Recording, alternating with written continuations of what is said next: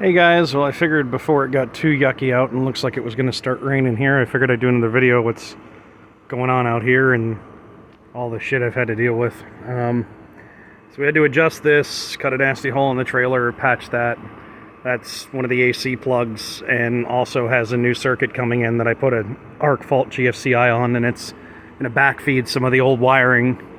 And I still got to get some stuff split up. I found a hidden splice in the wall, so every place where you see one of these boxes that they brought an AC outlet in, there's an old hidden splice from an outlet they pulled out to put the boxes in that's tucked inside the wall. So I got to get to that on this one now, that one now, and the one around back as well. So I had to adjust this to get this to go up, take some tin snips to the side of the trailer, fit this all back together, put it into the back of a box that had a 1/2-inch knockout in it. So now that's turned into a double outlet inside.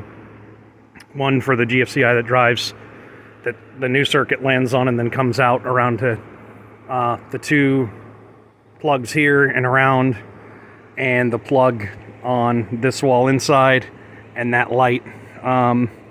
It also is running some plug in the back of the office. I got to figure out if it's just looping through all of this.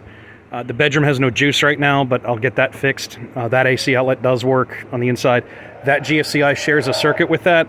If I was a smart person, I would have run that circuit that comes through here through that GFCI first, and I wouldn't have had to put one inside, but that was already like that. There's enough crap in that box already.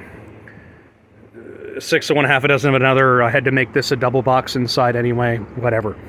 So we pulled an extra circuit through this on top of the one that was already in there. We pulled another circuit through this. This is all messy because, well, this is dead here. I'm going to rip this out. That's my AT&T line, which is a little bit loose now because of the way he'd looped it around that stupid conduit like an asshole.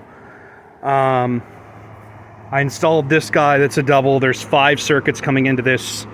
2 go inside there, and then there's 3 that go down this way.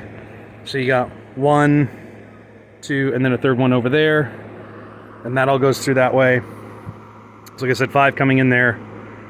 2 now go in there. 2 now go in there. 1 goes in there. So this comes around the side.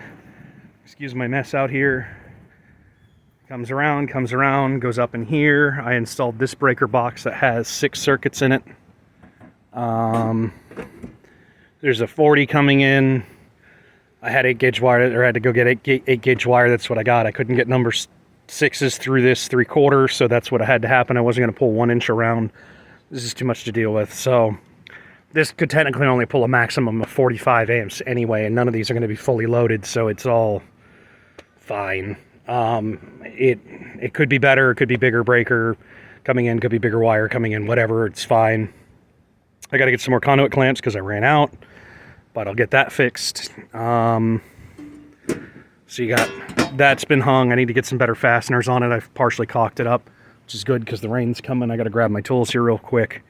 This was all done earlier this week. That bit of wire sticking out, those are dead. That's the old circuit that used to come out here.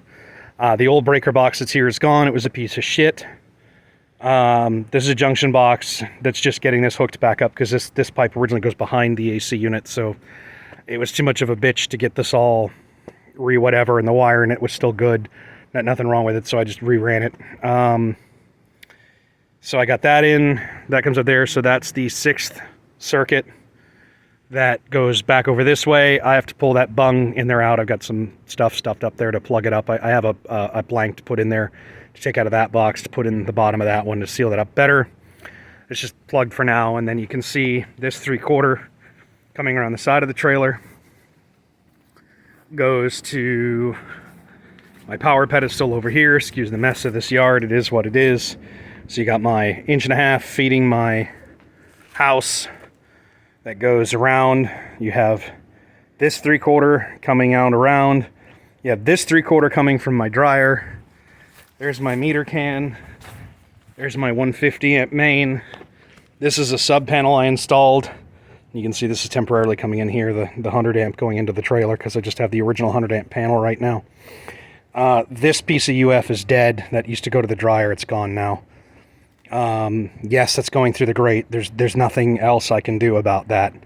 It really would have just, the panel is right above this, so it was just easiest to go this way. I may seal this up, may not, whatever. So there's 3/4 for the dryer. Like I said, 1.5 inch going in from the main, 3/4 coming in from there, and in here you've got a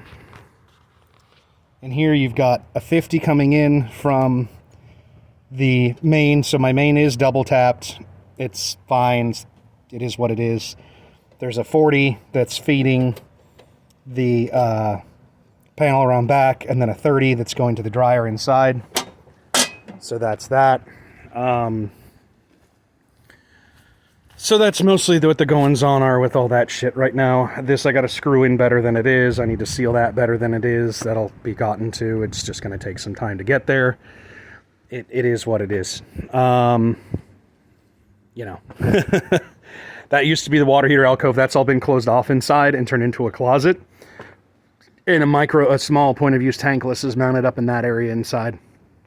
So that's what was done with that, to sort that out. And like I said, I'll seal that a little better, seal up that vent.